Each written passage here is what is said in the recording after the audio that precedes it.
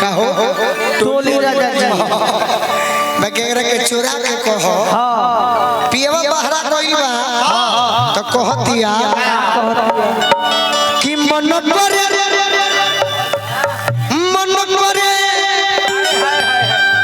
ओधिया पर दे दी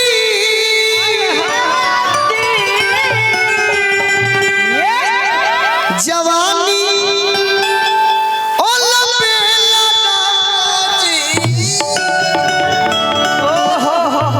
जवानी ओला बेला राजा जी काहे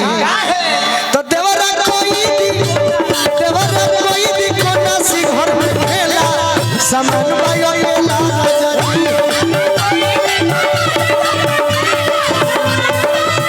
देवरा कोई दी कोना सी घर में खेला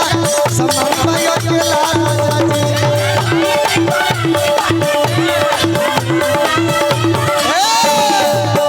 अब लय के मार सुनो ए लय बजा जर के गोले रहे के गोले रहे भिखारी ठाकुर जी गोले सब दिन के देही या में कोन गुनवा बोला ए सजना हमरो सब दिन के देही या में कोन गुनवा सवतीन के देहिया में कौन गुनवा पौला ए सजनवा हमरो काहे की हिले ना को बहु बाला ए सजनवा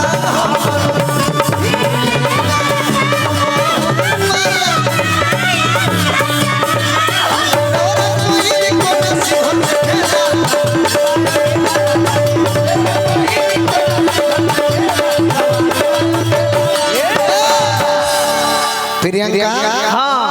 ना मोबाइल ले बनी ना डायरी खोले बड़ाई लिखी करो तनी मनी तैयारी करबो नु सही बा आवाज ता है बड़ी सुंदर बजा तनी मनी तैयारी करो सबका के दबा दे सही बा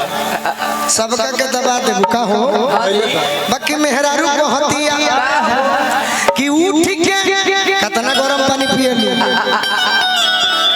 ठंडा के दिन हाथना गरम पानी पिए तो बुझाता जे कल कव्वाली के प्रोग्राम ले ले हो काला तरी करत है हां कि उठ के बैठ के कहीं कोनो आदेश बतो कंपटीशन ई सब मत कही ना जय हो का प्रियंका तू माइक में कहत हमरा से कंपटीशन करबू तू माइक में कह हां जी बोलो ये सब चाहत है हम तो आपसे सीखते हैं महाराज हम कंपटीशन हम अपने गुडू राय जी से कहनी कि देखी अनुपमा भी अच्छा बाड़ी लेकिन अनुपमा अब स्टार हो गई सुपर स्टार हो गई नया लेकिन में प्रियंका के बोलाई जा ठीक बा लड़की कमे गाई लेकिन बेचारी अच्छा गाई तनी मनी सीख जा तो कंपटीशन माने दू गोला होला तारे जोरे गाई तो हम जमा दे सकत नहीं लेकिन अब हमारी इच्छा तू लोग संगे गा लेबू बाकी हमारे के लाड मारे लगत कि उठ के बैठ के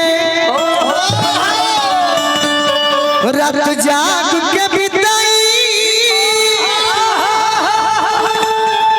उठ के बैठ के रात जाग के बिताई बाकी छप रही कैसे कहल ए रूपा भौजी अरे उठी के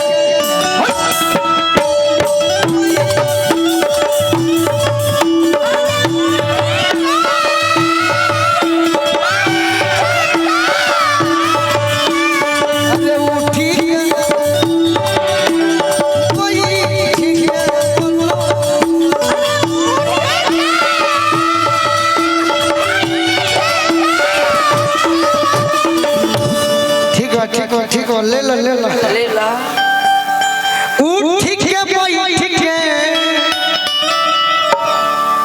जैसे ते कहले बड़े वही तरीका ले